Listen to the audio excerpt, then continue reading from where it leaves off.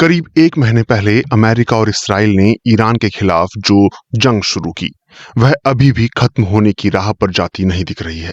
अमेरिकी राष्ट्रपति Donald Trump के सोशल मीडिया पोस्ट कई बार इस तनाव को बढ़ाते हुए नजर आते हैं, लेकिन इस युद्ध की दिशा तय करने में ट्रंप की टिप्पणियां ही अकेली वजह नहीं है। इतिहास भी इसमें अहम भूमिका निभाता नजर आता है। आखिर ऐसा क्यों है? आज पहली खबर में इसी की बात।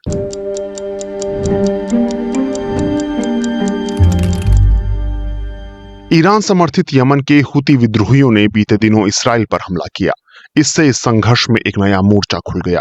हुती विद्रोहियों के इस संघर्ष में शामिल होने से ग्लोबल इकोनॉमी में और ज्यादा मुश्किलें आने की आशंका बढ़ गई है, क्योंकि ये सशस्त्र समूह रेड सी में जहाजों पर हमला करने की ताकत रखता है, खासकर सुएज नहर के आसपास। इसके साथ ही हॉर्मुज स्ट्रेट में पैदा हुए तनाव को जोड़ दें तो एक्सपर्ट्स के मुताबिक इसका असर बेहद गंभीर हो सकता है। इन सभी हालात के बीच विश्लेषक 70 साल पहले हुए सुएज संकट की ओर इशारा कर रहे हैं। 1956 में मिस्र के राष्ट्रपति गमाल अब्देल नासिर ने सुएज नहर का राष्ट्रीयकरण कर दिया था, जिससे उन्होंने दुनिया के प्रमुख तेल मार्गों में से एक पर नियंत्रण हासिल कर लिया।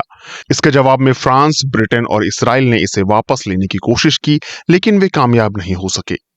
ट्रंप और इसराइल के प्रधानमंत्री बेंजामिन नेतन्याहू के लिए इतिहास इस मामले में कुछ गंभीर सबक देता है।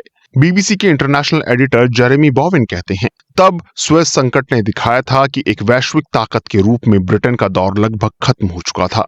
पहले विश्व युद्ध के बाद से उसका मध्य पूर्व में एक तरह का नियंत्रण था और यह उसके अंत की शुरुआत थी। तेहरान और हुती विद्रोहियों की मौजूदा रणनीति, जिसमें वैश्विक अर्थव्यवस्था के अहम रास्तों तक पहुंच को सीमित करना शामिल है, गमाल अब्देल नासिर की 1956 की प्रतिक्रिया की याद दिलाती है। अमेरिकी इतिहासकार अल्फ्रेड डब्ल्यू मैककॉय के मुताबिक जब तक ब्रिटेन और फ्रांस की सेनाएं सुएज नहर के उत्तरी छोर पर पहुंची, तब तक नासिर दर्जनों जहाज डुबो चुके थे, जिससे नहर बंद हो गई और फारस की खाड़ी के तेल क्षेत्रों तक यूरोप की पहुंच लगभग कट गई। हालांकि बोवेन कहते हैं कि आज के संघर्ष की तुलना पूरी तरह उस दौर से नहीं की जा सकती। वो कहते हैं, मैं अमेरिका की मौजूदा ताकत की तुलना दूसरे विश्व युद्ध के बाद के ब्रिटेन से नहीं कर रहा हूं, लेकिन मेरा कहना है कि हर शक्तिशाली देश का उत्थान और पतन होता है, और जब अमेरिका चीन के उभार का सामना कर रहा है, तो भविष्य में अगर लोग अमेरिका के पतन को देखेंगे तो इतिहासकार इसे एक ऐसे पड़ाव के रूप में लिख सकते हैं जहां बिना परिणामों पर ज्यादा विचार किए युद्ध में प्रवेश किया गया था। वैसे बीते 70 साल में इतिहास से मिले दूसरे सबक भी देखे जा सकते हैं। बोवेन कहते हैं, 1973 में इसराइल, मिस्र और सीरिया के बीच युद्ध हुआ।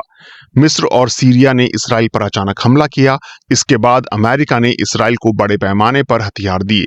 इसके जवाब में अरब देशों ने तेल पर प्रतिबंध लगाया, जिससे तेल की कीमतें तेजी से बढ़ीं और पश्चिमी यूरोप को भारी नुकसान हुआ।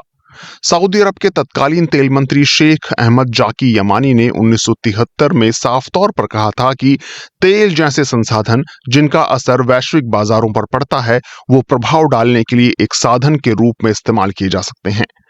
हालांकि अमेरिका अब अपनी खपत से ज्यादा एनर्जी प्रोड्यूस करता है, जो आधी सदी पहले की स्थिति से अलग है। फिर भी वह कच्चे तेल का बड़ा हिस्सा इंपोर्ट करता है और वैश्विक बाजार में तेल की कीमतों के उतार चढ़ाव के प्रति संवेदनशील बना हुआ है। मध्य पूर्व में चल रहे मौजूदा युद्ध में शामिल पक्षों के लिए इतिहास कई सबक देता है, खासकर अमेरिका, इसराइल और ईरान के लिए। वे इन सबकों को कितनी गंभीरता से लेते हैं, यही तय करेगा कि वैश्विक स्तर पर ये उथल पुथल किस दिशा में जाएगी और कितने समय तक चलेगी।